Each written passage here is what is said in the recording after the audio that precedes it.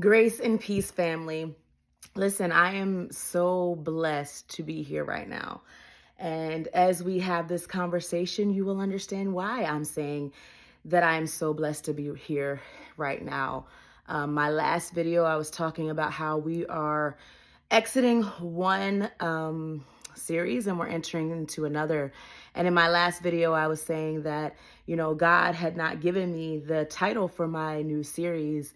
And then God really reminded me that on February 4th of this year, when I was battling some things and, trying to do job training and really trying to get my life together, he reminded me that he gave me the title. And I thought it was going to be for a book, and it may turn into a book one day. But right now, it's for this conversation that we're going to have. And it's called My Lover, My Narc. So, wow. I'm going to dive right in. I'm not going to preface it. I'm not going to give any pre-stories. I'm just going to go and give it to you the way God gave it to me, because my mission is to free some women up from the trauma and the dramas that they have faced.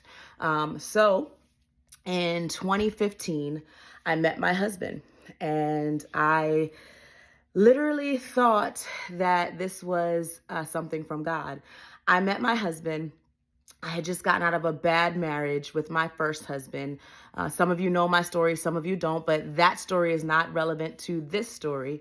So I met my husband. We actually were talking on the phone.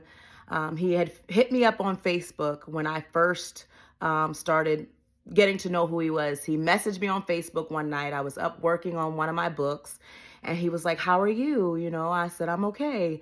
And he was just simply telling me, "You're up late. Why don't you go to bed? Why don't you get some rest?" And I said, "Okay, so, why are you messaging me? What's going on?" So he was like, "Well, I think you're a wonderful person, and I just wanted to tell you to get some rest." And that's kind of where that conversation ended. Maybe a couple weeks later in November, on the 17th, November 17th, 2015, he called me on Messenger, and this was very odd, but he called me on Messenger and said that he had been in a car accident, and he was waiting for some people to come pick him up. He had hydroplaned, he crashed his car.